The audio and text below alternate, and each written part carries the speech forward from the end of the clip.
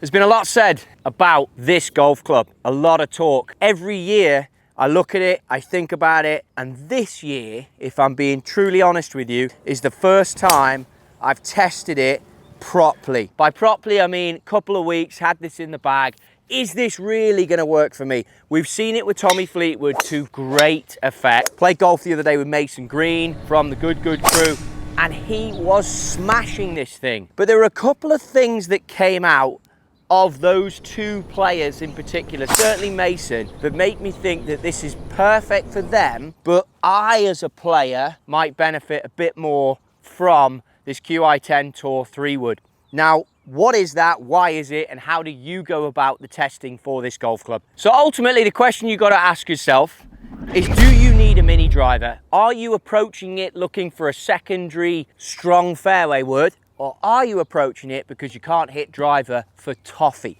So if you're gonna go into the tee and you're gonna tee this thing up, and it's something that when I genuinely got serious about this golf club, I couldn't figure out, do I tee it up low because I want a peeler? You know from watching my videos, if you tee it up low, you're gonna be a bit steeper on it, you're gonna hit that peely cut. Well, if you're struggling with driver, which I have been recently, which is why this came into play, I cut it to the same length as my 3-wood. Then was this gonna work for me? I went a hair longer, believe it or not. Then I didn't know when I was on the golf course, so where do I tee it? And I didn't know what shape do I hit. Do I go for the cut? Do I go for the fade? Do I tee it there, which seems a bit higher? The truth is, off the tee, it's good, but you get to a point where you're like, well, shouldn't I just be hitting driver? Because we know from strokes gained, we know from Mark Brody, we know from clip data that driver is not that bad for me. So I was really caught between two worlds, which I think is where a lot of us get when it comes to, do we need mini driver or do we need the 3-wood? So you use the mid tee height, which probably, because you're gonna hit it lower in the blade, should favor the fade. So you tee it up a bit higher, but you can see here I'm caught between two minds. Higher tee should enable the draw. And even that, when I'm trying to hit the draw, you can tell I was steep on it. It will be confirmed with the path, I'm sure. 2.2 to the right, face to path a little left. Should have been the draw, but probably heeled a little bit, to be fair. And you can see a little bit of a heel mark. So the club does what it's trying to do, but it pops on out there. And then when I get into off the deck, it doesn't quite reach a particularly high apex. Obviously, the first shot we hit out here, you could see that it came out quite flat and quite low. So you are giving up a couple of things. But if you struggle off the tee, you're able to have the shorter golf shaft and you're able to get into this. But you must make a decision on tee height. Because for me, I was caught in two minds when I used it off the tee. Was I going for the high one to try and sling it, which I do with driver, or was I always trying to tee it low to squeeze it out? And it felt like that was the place to go. The next thing, I've got two golf shafts here. Same weights, Cat 5, same flexes. But you can see that I tipped, so tip trimming, the graphics are the same.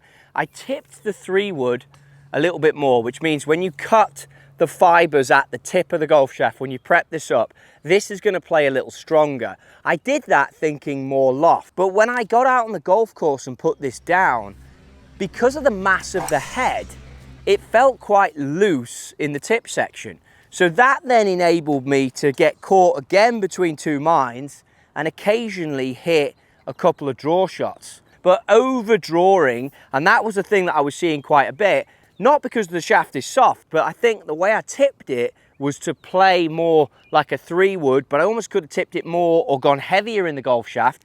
You know from watching this channel, I don't like playing around too much with golf shafts. I think you open, as I've been quoted as saying, Pandora's box. But I think if you are going to go for a larger mass, you can't view it like your 3-wood. You've got to go slightly stronger in the tip.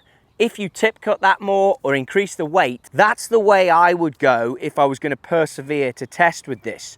But then when you put it behind the golf ball in the view where my now 3-wood Qi10 that I'm testing is going to come into play, you really have a large head versus a much smaller, more traditional 3-wood. If you're going to get into a point, and I had a couple of people on the last video quote me that this isn't rough, I can guarantee you this is rough, and I can guarantee you that I would play a fairway wood or a mini driver out of this section.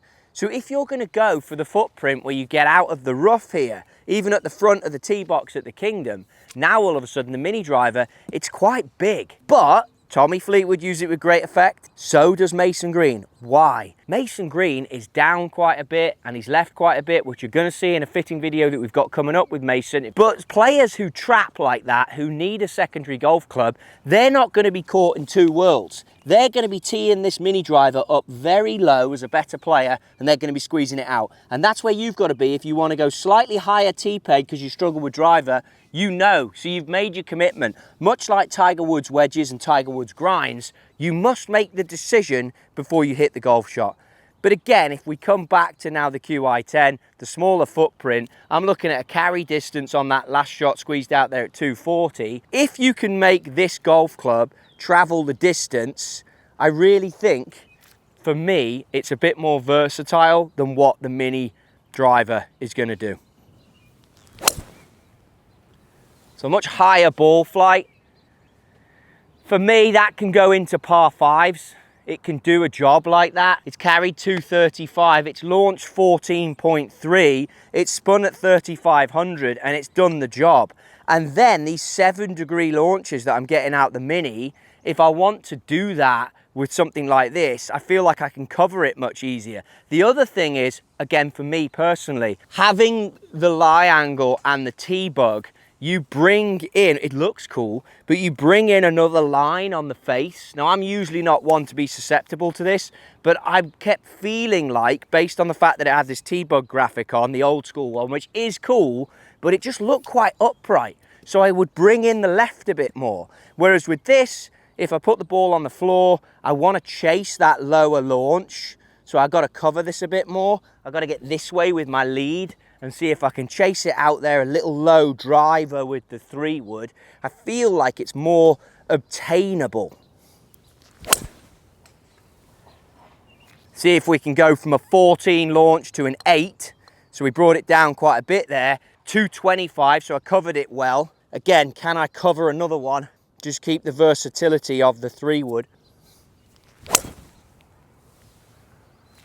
Now that's a drawy one, but at the end of the day, it's still giving me more options. 5.5, and this is off the floor. Let's go again for that high one. And this is before I've even moved the garage weight in the back of the Qi10 Tour. I probably don't need to give you another example. You get the idea of what I'm trying to say. Larger head, larger footprint. Totally get it. If you've got loads of speed and you're someone who's a little steep on driver, and I'm talking Mason Green speed, I'm talking great player speed, this is going to work for you because you'll pull left. If you're taller, you know, all jokes aside, that looks a little upright to me because the head is so big. Watch how you tiptoe in the golf shaft. I really think if you're a better player watching this, you've got to play heavier than I've gone here. This is 70 range for these guys at KBS in the Cat 5. I'd probably play 80 to be honest, and I'd tip it quite a bit. I'd get it playing pretty strong for me. Even if I wanted to play it as a driver, I'd still play it quite strong just because the head is bigger, and that's something I overlooked when it came to the mass. It's nice to get back into a 3-wood. It's nice to have one I feel for the season that's a new 3-wood to me. It goes great off the tee. It's more versatile. It still goes a similar distance, and I haven't even got this set up in angry mode. It's set up as standard. You can obviously move the sliding weight right away into the garage port there if you want. You can turn it to lower if you want to really beef it up. But again, why would I want another driver? Obviously, it puts an emphasis on what you do at the bottom end of the bag. This has made me look into a rescue club. I'd say that you guys need to probably do the same. But off a tee, it still goes pretty good.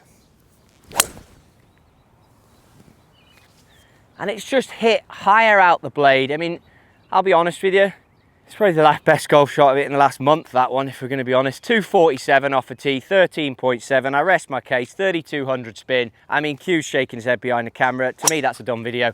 The Qi10 Tour, straight in the bag. The burner, it's good. I love you. It's cool. It's not for short people who tend to miss left.